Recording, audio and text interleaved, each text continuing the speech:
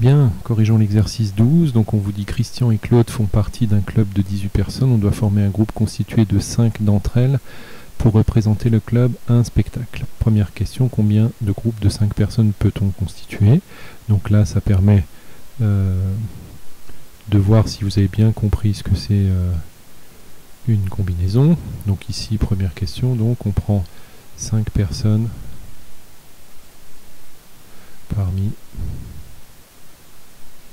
18 sans ordre, puisque ces 5 personnes n'ont pas de rôle particulier. Il n'y a pas un président, un vice-président, un secrétaire, je ne sais pas quoi. Il n'y a pas de premier, de deuxième, troisième. Bref, il n'y a pas d'ordre et pas de répétition. Donc, pardon, et sans répétition. J'écris toujours aussi mal.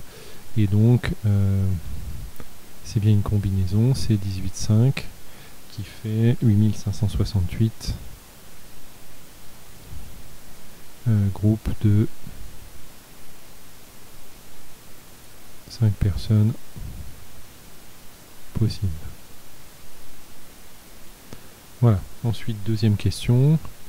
On nous demande combien de groupes peut-on former dans lequel figure Christian. Donc vous savez qu'il y a déjà Christian dans le groupe. Donc il faut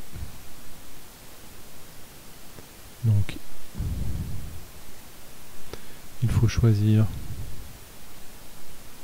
4 personnes, puisqu'on a déjà Christian, donc il faut en choisir plus que 4 parmi 17. Donc pour les mêmes raisons que tout à l'heure, c'est une combinaison. Donc choisis 4 parmi 17 sans ordre et sans répétition. 17 parce que bien sûr il faut enlever Christian. Et donc il y a 2380 groupes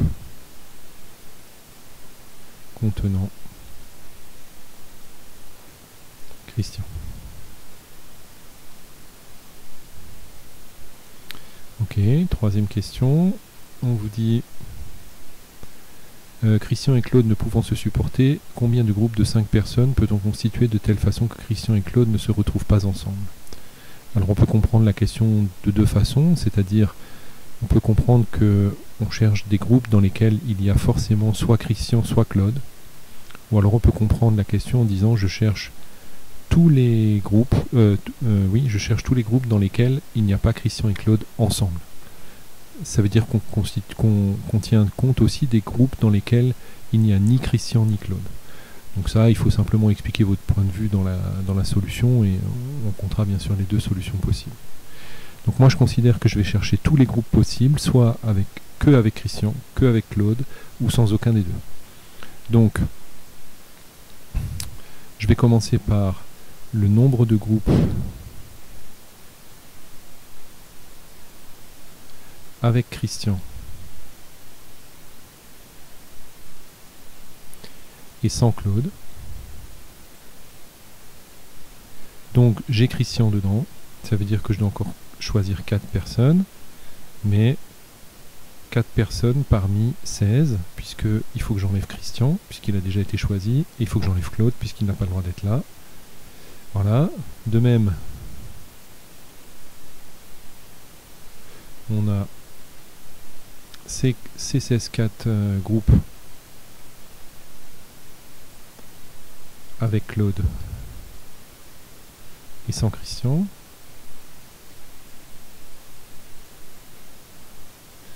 Voilà, et ensuite on a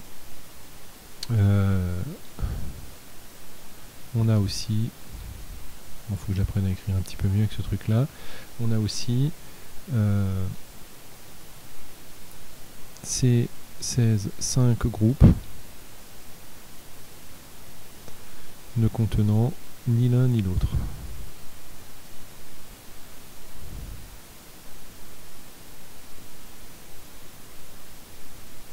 Voilà, donc on peut faire le total. Donc je dois faire 2 fois C16-4 plus une fois C16-5, ce qui nous donne en tout et pour tout 8008 possibilités.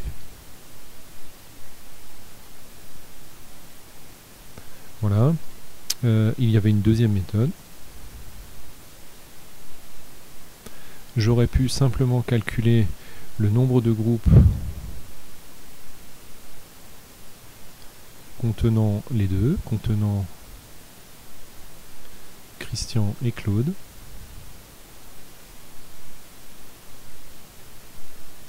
Donc ça, c'est simplement, si j'ai déjà Christian et Claude, eh bien, il faut que je choisisse encore 3 personnes parmi 16. Ça fait 560. Et donc le nombre de groupes cherchés, c'est le total, c'est-à-dire 8568,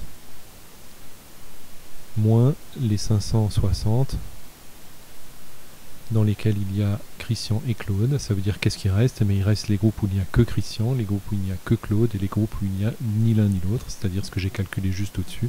Et on retrouve bien le même résultat, c'est-à-dire 8008. Voilà, j'espère que c'était bien clair.